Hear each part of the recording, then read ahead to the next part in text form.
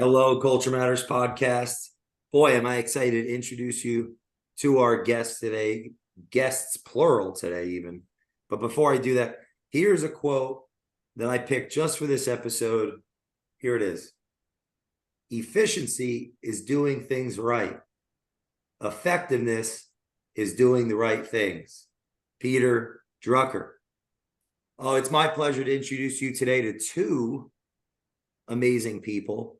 One, you know, and you should know well, they're a friend of the Culture Matters podcast. Shoot, family at this point. If you haven't heard them on the show, you clearly don't like me or them. And that is the one and only Tony Capullo and his partner, who is new to the show. And I'm begging you and challenge you to listen carefully to learn.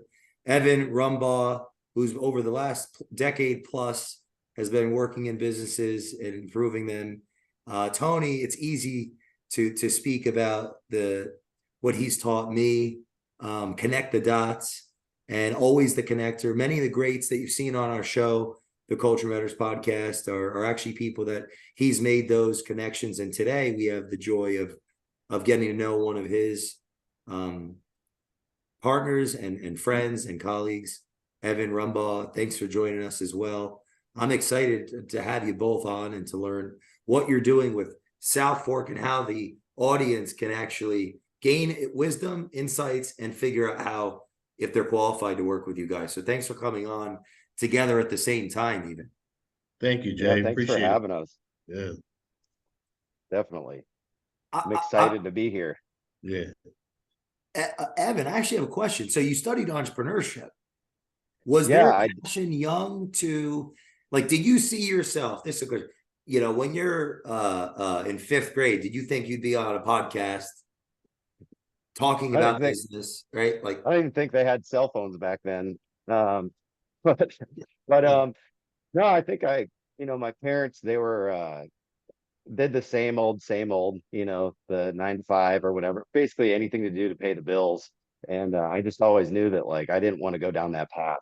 So that's and I hate that analogy, but I feel like I'm a really bad employee because I like doing my things my own way, I get creative, so yeah, that's been a big thing for me growing up,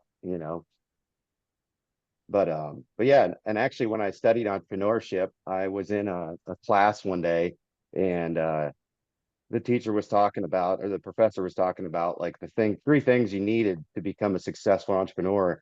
And it was reading it out of a book, and it didn't make any sense to me. And me being me, outspoken, I just raised my hand, and I used to annoy him a lot, I think, because I was talked without asking.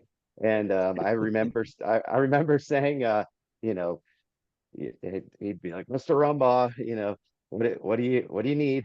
And I asked him, I said, do you own a business? And he said, "No, not currently." And he goes back, so, any more questions, blah, blah, blah. And then the class keeps going, and I'm really thinking. Then I raised my hand again, and he said, "Have you ever owned a business?" And he said, "No." And then I was like, all right. So I just grabbed my backpack, and that was it. That was the last time I was in college. So, yeah. So, because I just wanted to work, like, it didn't make any sense to me, why I was sitting there paying, like, you could find more free stuff online now than you can, I'm not saying not to go to college. It's a really good, experience. And if you're obviously going for something, you want a doctorate or, an attorney, you have, I feel like you have to go. But yeah, that was a big turning point for me to be like, I'm going to figure this out. Was that one of the attractions to working with, Tony, because he's someone that's for so many years has actually been working in businesses, helping them improve? Yeah, I mean, I'm sure Tony can tell you a lot more of how we connected, but it was I don't know, when you just connect, you just know that you jive, you have the same ideas, when you get around that kind of vibe, it really starts, kind of, it's just like you said in the intro, connecting the dots, that's like the biggest thing. I love that analogy, so that's kind of where me and Tony clicked. Tony, what is South Fork? And I almost said pork. What is South the Fork? barbecue place? Hey, there's South one in Fork. Erie actually. South Fork. What is South Fork, and how did you guys come together? Well, South Fork is an entity that targets businesses or business people who have a certain subject matter expertise, but don't really know how to leverage that to create additional revenue streams. Most of them do not have a staff, do not have a business development team, do not have a sales staff, and they don't really have the time to expand their vision to how do I create additional revenue streams. In fact, probably most of them think that the revenue stream they have is the only one they're ever gonna have. South Fork was designed, what do they say about invention being the mother of invention? What is it? You're right. So Necessity? Yeah. necessity is the mother Yeah. of invention. Yeah. And so this actually started back in the Lightspeed days because many of the Lightspeed clients had platforms but were not selling their content. And then it was Kevin Elko whose platform I had said, how do I sell more? I don't really know how to sell this. That's the thing. And so then I started getting requests from other Lightspeed clients that were not my clients and said, how do we sell this? And I said, have you ever considered doing this kind of an event?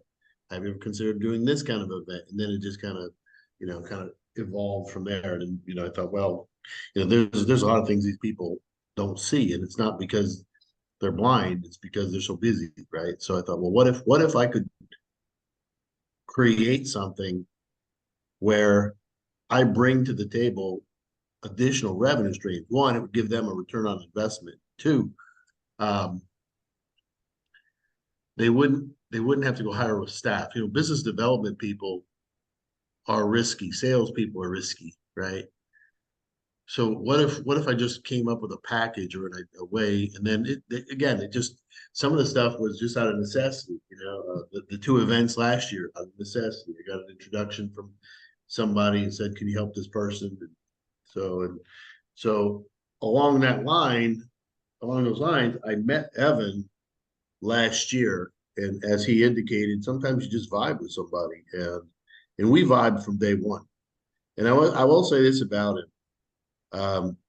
When I first spoke to him, he said to me, and this is rare that people do this. He said, "I promise you, I will get back to you, and I promise you that I will get this done." And he did. He was busy, but he did, and we had great symmetry the whole time, and so this made sense. And the other thing is that whenever, especially at this point in my life, you always look for somebody who's better at something than you are, and he is certainly better at a lot of things than I am, and has a lot of great insight. And you have to be open to the insight. And so a lot of what he brings, first of all, he's more tuned in to the way things are done these days because he's younger, but he's really tuned in, and operationally he's much better, by the way. So I take a cue from that. Evan, what makes a strong operation in your estimation? I think the biggest thing is just create. I think you have to be really creative, first of all, and I think you have to try. Like you just have to try things. And I think the biggest thing is like with with trying things comes with failure. But I think especially like once you become weathered, that's what I like to call a weathered entrepreneur. You've been through a lot of things. You know what works. You know what doesn't work. And I think the cool thing with with me is usually a lot of the things that I've done haven't worked. So I have gained like it's finally like, you're climbing up that hill, and it's I've seen the things that don't work, and I have been learning. Literally, it's just a constant you just got to keep sharpening that axe, and being around a lot of these people that are clients to South Fork it's just awesome. You get to become very creative. And then And then that's where you can really dive into the operational side of stuff, putting new things together and stuff like that. Tony, what are some of the biggest concerns out there right now Concerns from in the field, businesses that you're working with? yeah, I think the money is tight for a lot of businesses, for a lot of people. And so from our standpoint, that's where we are extremely valuable because we can generate extra cash, we can generate extra revenue. We see things, and by the way, we spend a lot of time on outcomes, discussing outcomes for people. And it's not just, we don't consider ourselves just a consulting firm. And in fact, we came up with the mantra, it's personal. We take it personal that they get an outcome. And so, and it is, we talk about it all the time. I mean, we talk every day about outcomes and how we get something better for somebody else and how we deliver that. So, but there is a concern about money is tight. There's a concern, I only have one income stream and money is tight on top of that. So I got to find something else. Or, and I haven't heard this, I don't know what else to do. I know there's something else out there. I don't know what it is. Yeah, and I think a lot of people also they have like a lack of dedication when it comes to certain things. They're so used to doing what they're doing.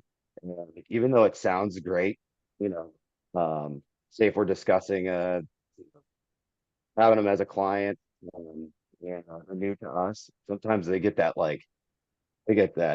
amp, you get that dopamine when you're on, and then when it comes to reality, like having to do the hard stuff, like having to do the podcast every day and having to do, stuff like that. It's a lot of work. I mean, so that's the stuff that it takes. Tony's Tony's biggest saying is we can't care more than you do, because once we do, then it's just not going to work. So, and we care a lot. So What does that mean to you, right? What does that mean to you? We can't care more than you do. Can we unpack that? yeah, Tony, you want to go ahead? Yeah, what I mean by that, yeah, that's, what I mean by that is, and that came from an experience I had with a guy in Colorado where I was building it was actually a light off of a light speed program, and I kept reaching out to him, and I couldn't get a hold of him. And then when he finally got back to me, he said, "Oh, I'm sorry, I was skiing in Colorado." I said, "Well, does your phone work?" He said, "Yeah, my phone works fine." Like, you couldn't text me? Couldn't you? I mean, if if we care more than they do, they have to almost have a chip on their shoulder that they want this so bad that they'll do anything to get it. And the reason we say that is because we're going to need them to be all in. It can't be just us. It's what we do, yes, but we ask them to do certain things. If they're not willing to do those things, then we're not the people, because we're going to hold them accountable to do certain things. If you're going to go to sleep on us, then go to sleep, but we're not going to be playing with you in that field much longer. Why do you think that some people aren't bought into their own business? I think people Evan, do you want to answer it? Or do you want me to answer it? Go ahead. I don't think that they haven't bought into their business, Jay. I think some people are just downright lazy. I think some people think that, well, I got these guys now, they're going to do everything for me, which is not true, right? Or they're what we call dabblers. They'll dabble and they think, well, I'll do a little bit of this, a little bit of that, and that's good enough. There is no good enough. We all know Steve Rosenberg, and I'm calling by name because I've been self-employed for 28 years.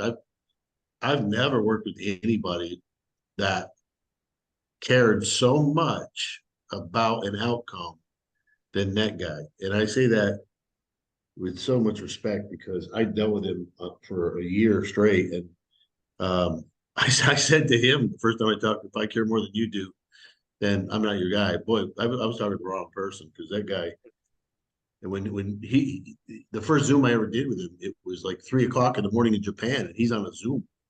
And I'm like, yeah. But to him, it was no big deal. To him, oh, look, I'll do it whenever. I mean, Evan and I have known him to get up at 2 o'clock in the morning and do his high level boardroom meeting thing. So that's the kind of guy. Now I know that drives some people crazy. Not me. I love people like that because they'll do whatever you ask them to do. Now, I'm not going to ask everybody to do that, but I just think people say they'll go so far. I don't think I've ever told either one of you guys, but I have a theory sometimes I use called the heaven and earth theory. Will you move heaven and earth to get this done? Because I will. Evan will. You will. That's what I say. Right. Will you move heaven and earth to get this done? Because if you won't, yeah, well, how bad do you want it? Evan, was your first gig at a school, was that in sales? Yeah, so I was in so when I was in high school, I again going back to school, not a fan of it. Not that I'm not a fan. I just have I guess you could call it an extreme case of ADHD. As soon as it's something I'm not, I could sit there and nod my head the whole time I'm, listening to somebody, but I'm totally thinking of something else, you know. Um, but I went to Votech and I became a welder and I welded for a while. And then right around in 2008, when like the everything crashed, me being this young buck, all these older guys that were welders ended up taking jobs and I got laid off. And at the time I went back to school and my mom, she's actually her friend, he owned a car dealership and I ended up selling cars. And that was like that's one thing that I think anybody, maybe not just the car business, but somebody, I want my kids to experience like and somebody's coming up, like usually they hate the car sales guy, like when you're shopping for a car, you don't hate him, but it's like, whoa, and that was a really good experience for me to get that, you know, walking up to somebody, figuring out, more or less building rapport. That's where I really started figuring that out, watching the Joe Verdes and the Grant Cardones and stuff like that. That kind of got it all started. And then I realized, that wasn't I wanted to own a business because they kept saying, oh, we give you the phone, we do this, but all this is your business. I'm like, yeah, but not really, so yeah, I did that. And then my first business was actually a cleaning business, which was just somebody asked me if I could fill in and help doing something. And I'm not like, you could ask my wife, I'm not like a big fan of cleaning by any means. Um, but it was just the business side of it. And then I started getting interested and started getting more accounts and more, so that was my first gig was Wow. that. Um, I don't know. It was the one with the cleaning business, super cheap to get into. And so overhead was very low. It was just really hard for me being a young guy at the time and having people that were much older than me and me like trying to manage them. And I didn't have the knowledge or the experience at the time to make it work. I would let a lot of things go and like my wife says I'm always too nice to people, but I guess that's a blessing and a curse. Um and yeah, you get taken advantage of. There was nights me and my wife would even go out and have to, you know, take care of stuff. And that was right when she met me. So she was, what the heck is this? 2 or 3 in the morning, we're out there and, you know, she's like, this dude doesn't even clean his apartment, let alone like, why are we doing this? But hey, I had to get it done, so yeah, that was wild. And then it kind of got to the point where, I just couldn't do it anymore. You're doing the sales stuff in the early morning, and I tell Tony this all the time. The tough thing for me is like I love that, like you get that rush when you like get a sale. And with the cleaning business, it wasn't like you get a new one and you're like, yeah, like it was cool, but I just didn't hit it like because it was more of a daunting thing. Like, crap, now I got to hire another guy, like got to hire. It was almost like, and I get more people calling like, hey, can you clean my cut? After a while when you're doing everything, yeah, it got a little overwhelming and I was like, I don't Hmm. want to do this anymore. So, What did you learn about yourself in that time? I learned a lot. I was a big partier at the time, like a lot. Me and my wife we were on some rocky times. I just was out all the time. I was one thing that I did learn was I thought I had a lot of friends, and when you're at the bar and you're buying people shots and stuff or drinks or whatever, but then they're not returning the favor. Yeah. I think everybody goes through that period, but it just got to the point where I was like, man, I'd help my friends do this and this and this. But when it came to me, it was like, wait, why am I spending, why am I helping my friends do like move or do this? But when it's time for me, like nobody was there, I thought I was, I had a lot of friends, but really at the end of the day, that was a big thing for me. And then I'm like, why am I focusing on them? I can focus on my stuff, you know?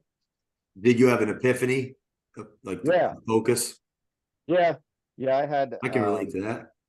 yeah, you hit a point in your life. There's been a lot of ups and downs, and I think anybody that as you age and go through things, you know, people pass away, things happen, and you start to gain an understanding of, you got to live in the now, and especially now with having kids, it's like they're crazy. Tony knows this, but like I'm trying to create something that I don't want to say I can give to my kids, just the simple fact of being really aware, like Mm. of everything going on. Like I used to sneak out of my house. Like if they can do it, that'd be amazing because I have rings. I have, you know what I mean? Like back in the day, I could just do, sneak out the window and off we go. But yeah, now they can't do that stuff. So, and with the world the way it is, I mean, half of it, you never know what the heck's going on. And I just think that anybody in theory can be like an entrepreneur, but it's the people that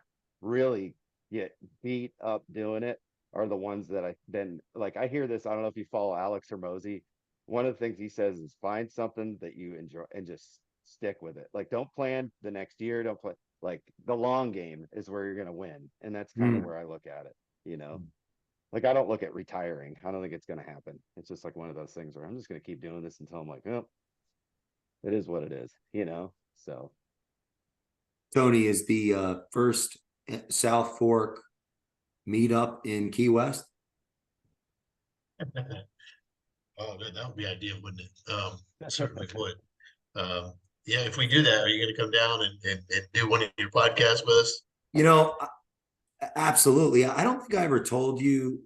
I don't know if I've ever told you this story, but Evan shared it had to be around in November of 2016. I was at an entrepreneurial, with air quotes, house party. And meaning the people that own this house and a lot of the people that were at this house consider themselves entrepreneurs, me included. And everyone's, drinking out of funnels and doing keg, whatever they do with it, and now it's 4 or 5 in the morning and I'm still awake. And I'm having a conversation with some guy about nothing. But somewhere in that conversation, I remember starting to share some critical observations about those that I thought, those that own the house. I was essentially talking, junk, kind of projecting my own insecurity. We could call it gossip. And after I did that, and this guy went to bed, I thought to myself, I'll never forget it. I'm a loser. Like this is how I felt. I'm not doing what I need to be doing. Like I cannot do. I'm done. I cannot. I'm here. So everything. I had this like epiphany, and so I said to myself, because I'm an extremist, I'm not drinking. I'm not going out. I'm not doing anything other than culture, because I wasn't succeeding at that juncture. It had been about a year in. I was, a laughing stock really to others. And so, man, that came up when you shared that. What happened was I ended up not having a sip and not going out for it was like March of 2020. So it was I have the ability to hyper focus and abstain from things that I want to do, impulse control. So yeah. And then I had my next moment with Jenna and her parents at the 70th and a 70th birthday party. And then COVID came, right? Right. It was like that week. So that was, I would say that was a turning point in my life at that stage of, so it's exciting to hear that you went through that as well. Yeah, there's a lot. Like my wife, I put her through so much stuff, and like we were, jumping around from places, like we'd rent a place and then we'd end up moving somewhere, and it was just a lot of. We probably lived like 6 or 7 places the whole time we've been married, just like renting a place, and then I'd get a different job over here, and we'd go over there. It was just it was very unstable, and then what I used to do, I would go out, everything would be great, via business or whatever. And then I would hit that low point, and I would always have like I said, my parents were very, very, I could come in and, my mom would be like, oh, what do you need or whatever. Like I was their little baby. I have 2 older sisters. And I always fell back on that, not for like financially anything like that, but just this, they were always there. And then right around in 2000, it was like right before COVID. You brought that up. So yeah, like right before COVID, both of my parents actually passed away within 2 weeks from Yeah, man. cancer. And that was also another big turning point for me, where I'm like, dude, I cannot, like, their life, like, they had a good life, but like, man, they were always worried about money, and they were always worried about like all this stuff. I'm like, I am not gonna put my kids through this. Like like they're really good. I mean, they were married forever, but like they would argue about stuff like that. And I just remember, like, man, like, you guys have great credit. Like, go get a rental house or something. You know what I mean? Like, you won't have this problem. And you know, that was another big thing for me, is like, man, like, it's just me. Like, my sisters, they don't live around here, and my in-laws are awesome. But yeah, my wife, she relies, my wife and kids rely on me. So that's a big thing for me, is sticking to my circle, and making sure I show up and handle stuff, so. Hey, So yeah, if you could speak to somebody that's going through that now with their parents, what would you say to them? as far as anything like going through cancer or somebody, I Yeah, I mean, mean, God, I can't imagine how many people are.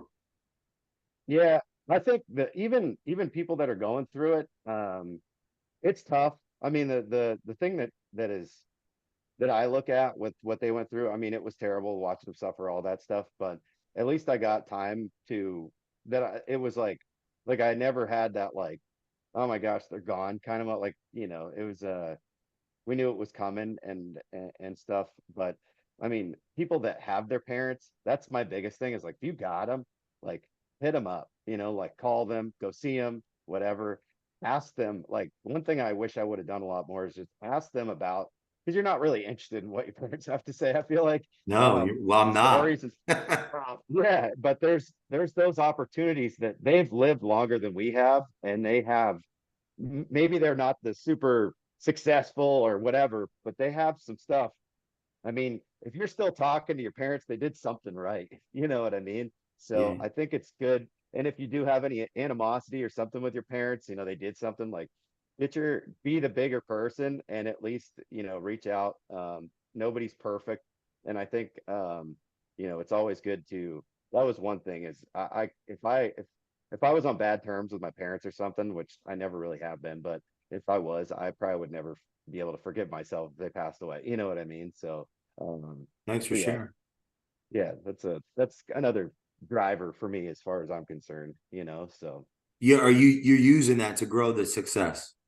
yeah, it's a my life. Like, I had a fun life. Like, we weren't, well, my mom always did, whatever she could to, you know, one, keep me out of trouble, at least try, but always, you know, um, was very understanding. And my parents' house, you could ask any one of my friends back then, was like the stop. So everybody, we'd have the parties when they go out of town, and we'd do all that stuff, ruin their house. Wow, I don't know how they dealt with us, but yeah, so that's the culture. um, that is the culture. Yeah, it was crazy. We had some fun, but I like want my kids to go through it, but it's such different times now, especially with like phones and like being able to record stuff. Like, you got to watch what you say and all this stuff. Like, back then we didn't have any of that stuff. We had like a camcorder, on your with the big VHS thing. And This is you a know, true story. Jenna used to, with her friends, take notes of all the furniture, where all of it was, and then put it all back together so the parents wouldn't find out. yep. That's like a true story. Yeah, when you meet her, she'll tell you about it. So she was the one that threw the parties. And it's really powerful. If I think about what I'm learning about you guys and what you're up to, focusing on the result, understanding different revenue channels, and there's this idea of bringing people together, because Tony articulated earlier. If you want to unpack that a bit, Tony, those events, those gatherings that you were instrumental in putting together, right? You said they happened out of necessity. That came to mind when Evan was talking about, the house parties. Like what do you see, Tony, is the importance of gathering when we're growing the business, when we're growing the, additional channels of revenue? Yeah. So with, I Like want to events. just, yeah, the events could be live, virtual, that kind of thing. And I want to go back to something um, that Evan told me last year when we were having one of our, I don't know, it wasn't our first discussion, but it was a couple months into us having conversations. And he said, what I really like to do, I really enjoy helping people. He kept saying that to me.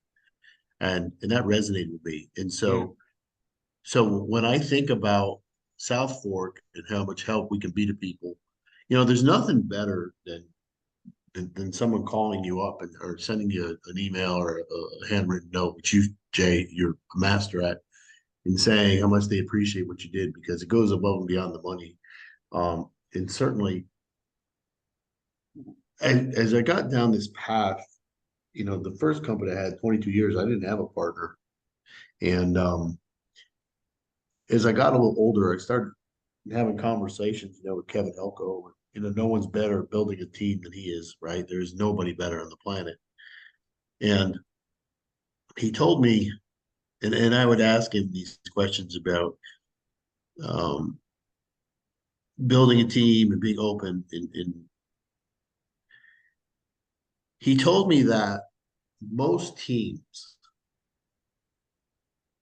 despite what people think, sports teams, business corporate teams, really are spearheaded by two or three people. It's not, even though you have 40 people on a college football team, he goes, everybody thinks that they're all moving in the same direction. They're not. It's really two or three people that really spearhead it. And he said, go find another person that thinks like you do and be open to what that person tells you.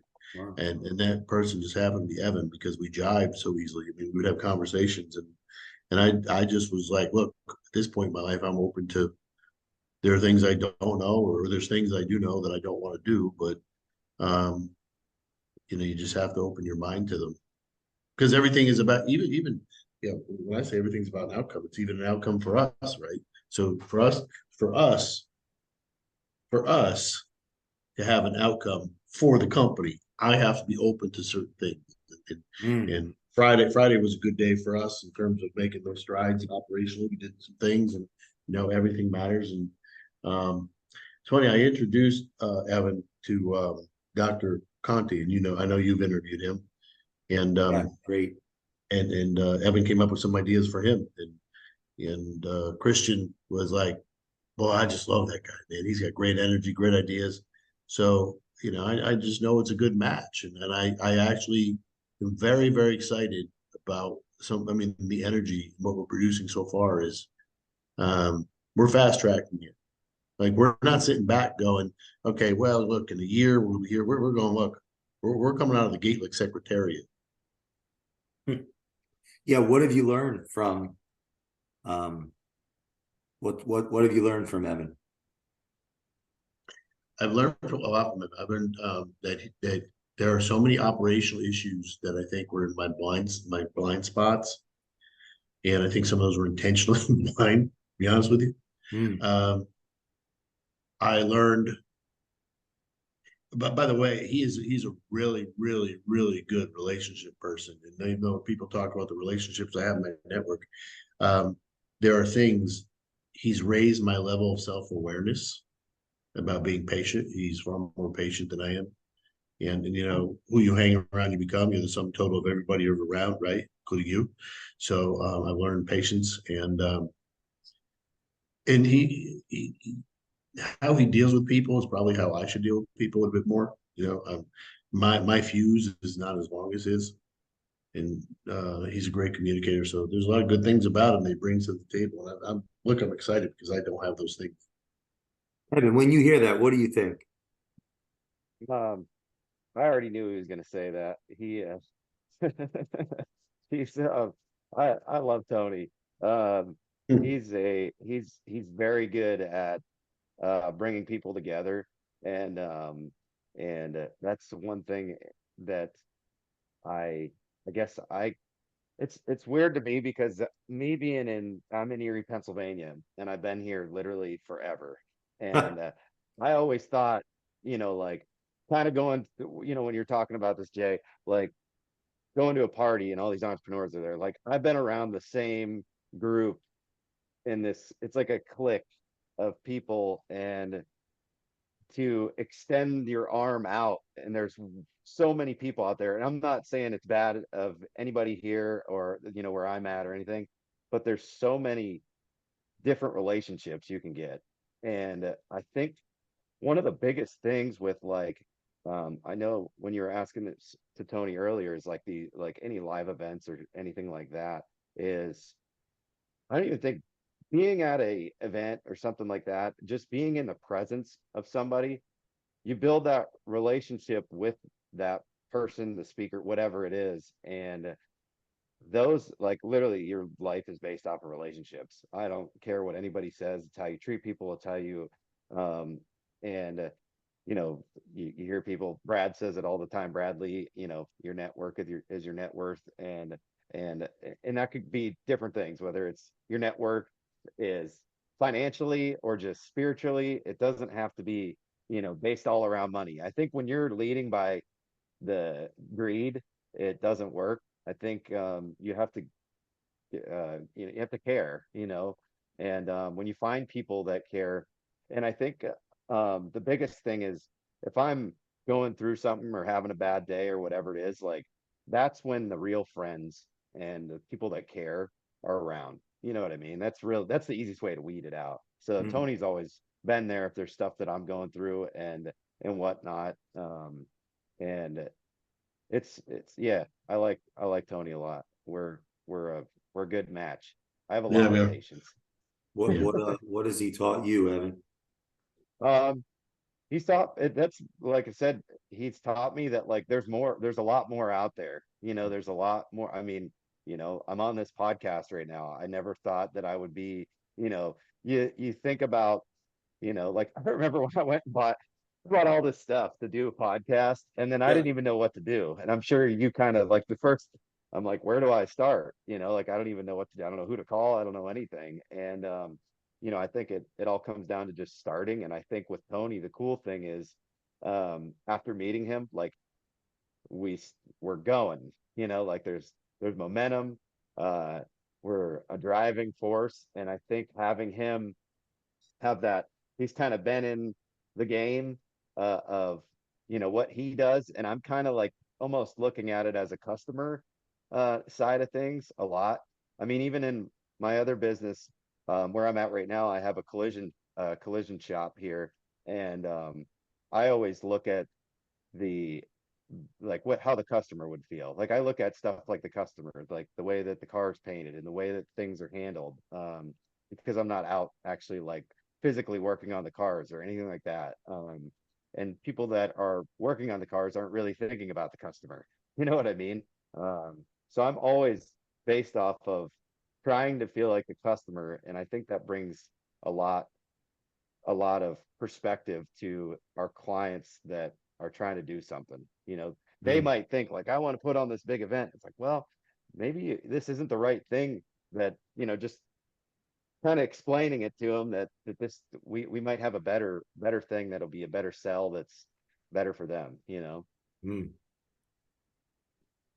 So How can people um, be interviewed to see if they're a fit for you guys? Tony. And did you say where?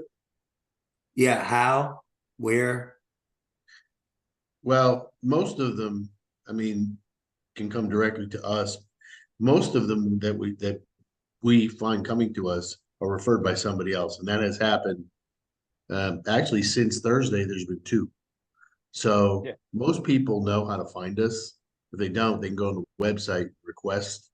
There's a form they can fill out to reach us.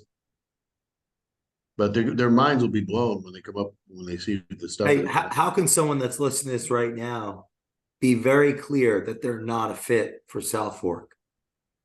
They're lazy. That they're not a fit, Yep. besides being lazy. Yep. Yeah. Well, if they're happy where they're at, then that's not a good sign. If they're looking for if they don't need other additional revenue, or they're satisfied, which is a good thing. Then we're not the team. If they're looking for something, the distinguishing factor is: are they looking for more?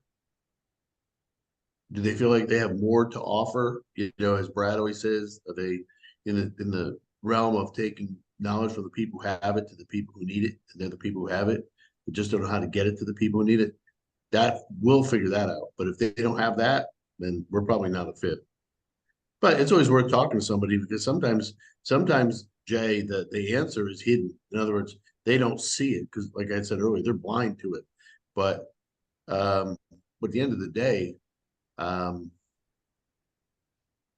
if I'm going to go back to what Evan said, if we care more than they do, they're not willing to put the time and effort in, if they're not ready to go all in, they're definitely not a fit. It doesn't matter what idea you have.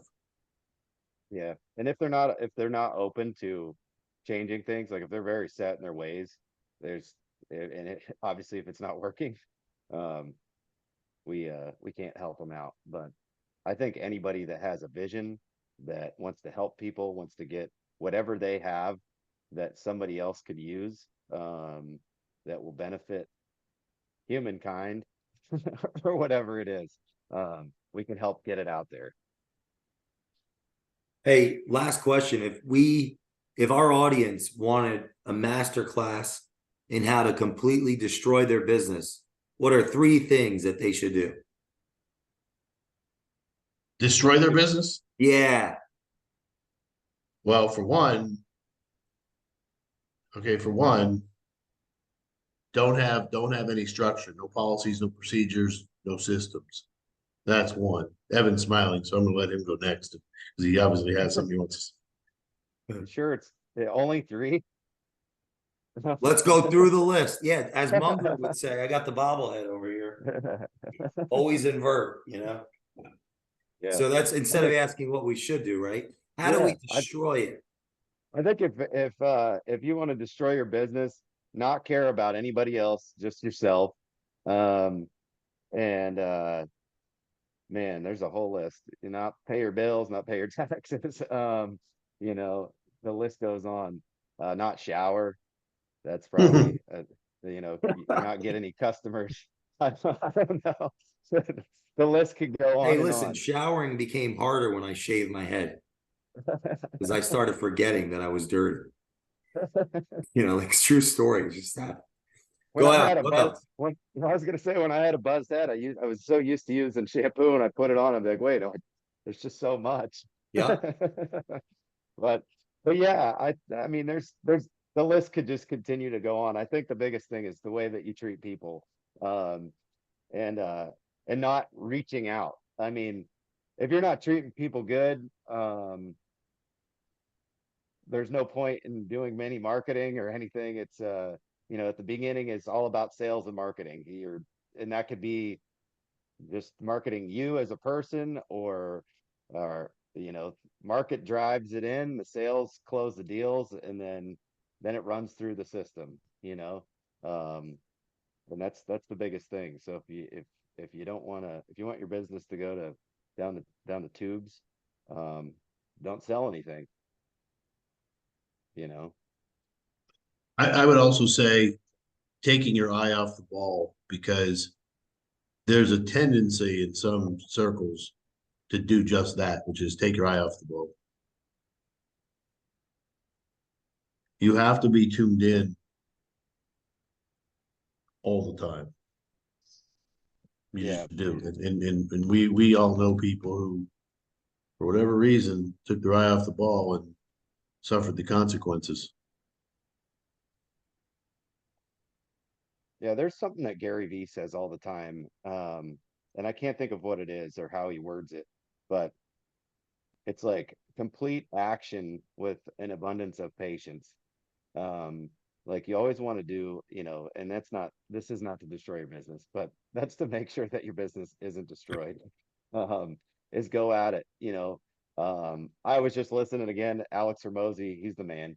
Um, he was saying something about you know, what a lot of entrepreneurs do is they will find something that works, and then as soon as it doesn't, they jump ship and start doing something else.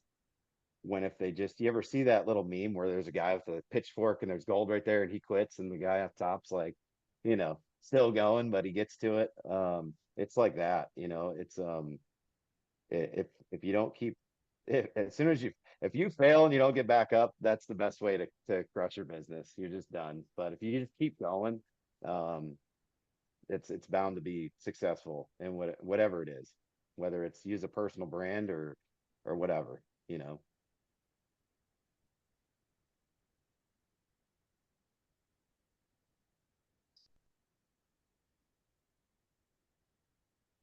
we lose Jay? I'm just listening. Oh no, okay.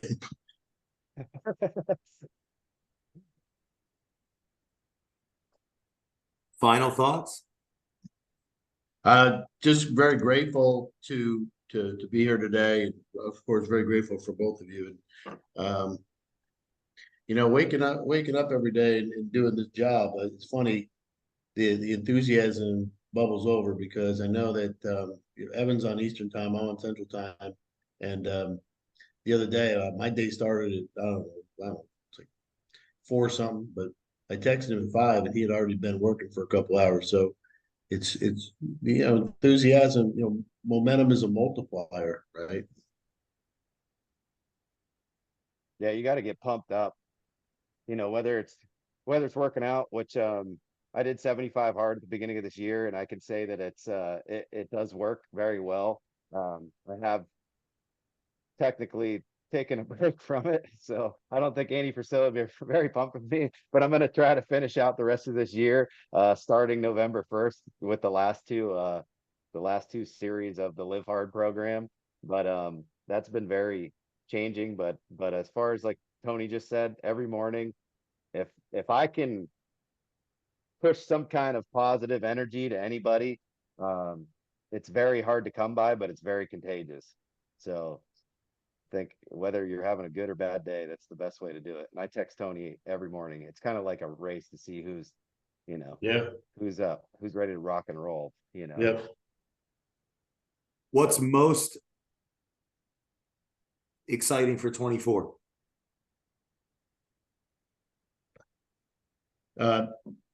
24. Well, that's a great question because I like the expression "be where your feet are." So we're trying to finish the last quarter of 2023 as strong as possible. But the most exciting thing about 2024 is that we'll have had 1 quarter of momentum to build upon, and I think the outcomes in 2024 are just going to be ridiculous. Like I said, we're taking it personal.